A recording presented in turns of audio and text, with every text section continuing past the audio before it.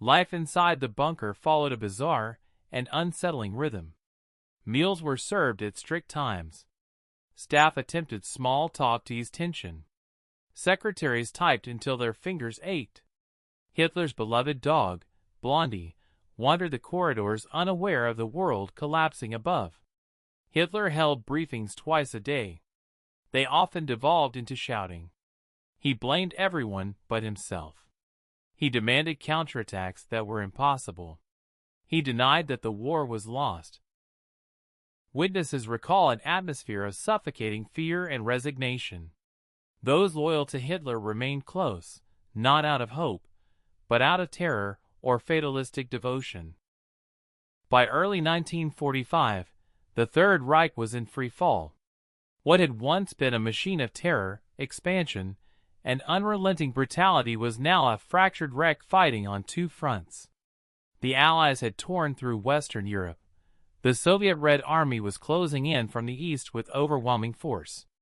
Berlin, once the heart of Nazi power, was reduced to a skeletal battlefield. Buildings had collapsed into smoking craters. Civilians moved through the streets like ghosts. And beneath this dying city lay the last refuge of the Nazi command, the Führerbunker. Located deep underground near the Reich Chancellery, the bunker was originally designed as a shelter.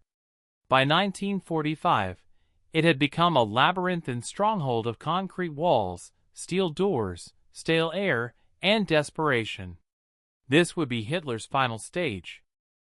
Hitler moved into the bunker permanently on January 16, 1945. At first, he still ventured above ground for brief meetings. But as the shelling grew louder and the front collapsed, he withdrew deeper into the underground fortress. Witnesses describe him as physically deteriorated, pale skin, trembling hands, hunched posture. The confident figure of the 1930s had given way to a frail, sick, aging man clinging to fantasies of armies that no longer existed. He spent hours hunched over maps that were no longer relevant, moving imaginary divisions, issuing orders to generals who were dead, captured, or cut off. Eva Braun, Hitler's longtime companion, joined him in the bunker despite opportunities to flee. She decorated her tiny room with flowers and photographs, trying to preserve some sense of normal life while the world above burned. She hosted small gatherings, played gramophone records, smoked cigarettes, and urged others to keep their spirits up. But even she knew the truth. This was the end. Still she stayed. Not because she believed Germany could win, but because she refused to abandon the man she had devoted her life to. By mid-April, Soviet troops had broken through German defenses and were at the city's outskirts.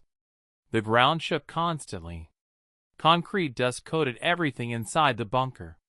The air felt heavy, stale, and electric with fear. By April 20th, Hitler's 56th birthday, Soviet artillery shells were landing directly above the bunker. It was the last time Hitler saw daylight. A small ceremony took place above ground. Officers tried to hide their shock at his frailty. Hitler shook hands weakly, muttering thanks. Then, he descended the stairs one final time. Berlin was dying, and so was the dictatorship. Inside the bunker, Hitler's birthday was not a celebration, but a grim ritual. Generals presented him with reports so disastrous that even he struggled to deny the truth. One revealed that the last German defenses were collapsing. Another confirmed that no relief forces could reach Berlin. Hitler dismissed them in rage. He declared that Germany did not deserve to survive. He vowed to remain in Berlin until the end. In the final week of April, Hitler's mental state deteriorated rapidly. He rarely slept. His hands shook uncontrollably. His voice grew weak and shrill. He ranted about betrayal. He blamed his generals. He claimed destiny had turned against him. Senior officials, who had once basked in power, began turning on each other. Some attempted to escape Berlin. Others drank heavily. Many realized they were trapped. Joseph Goebbels stayed, fiercely loyal. Martin Bormann schemed in the shadows. Generals argued over meaningless strategies. The bunker became a pressure cooker of paranoia, anger, and despair. Outside, Berlin's remaining inhabitants experienced the full horrors of war. Civilians huddled in basements. Food and water ran out. Fires spread through entire districts. German soldiers, many barely old enough to shave, were thrown into hopeless battles against a Soviet force that outnumbered them 10-1. Inside the bunker, Hitler demanded they fight to the last man. Above the bunker, thousands died fulfilling that impossible order. One of the most tragic delusions of the final days involved General Walther Wenck. Hitler convinced himself that Wenck's 12th Army, made up of incomplete divisions and wounded soldiers, would break through Soviet lines and rescue Berlin. He repeated this fantasy endlessly, insisting victory was still possible. The truth was brutal. Wenck never had the manpower, the supplies, or the positioning to reach Berlin. Yet Hitler clung to this imaginary salvation until almost the very end. By April 28, Hitler finally understood that no miracle was coming. He dictated his last will and testament. In it, he blamed Jews for the war. He expressed no remorse. He appointed new successors. Then, in a gesture both symbolic and tragic, he married Eva Braun. The ceremony lasted minutes. The celebration was small and hollow. Witnesses said the couple seemed strangely calm, as if they were already accepting death. On the same night as his marriage, Hitler received catastrophic news.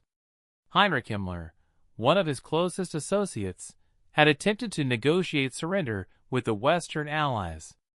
This broke what remained of Hitler's psyche. He raged for hours. He declared that he had been betrayed by everyone. He ordered Himmler's arrest and execution. But even this fury could not hide the truth anymore. The Third Reich was finished. On April 29, 1945, Hitler retreated deeper into himself. Witnesses noticed he spoke slowly and seemed disconnected. His eyes looked sunken and glassy. He summoned officers one last time.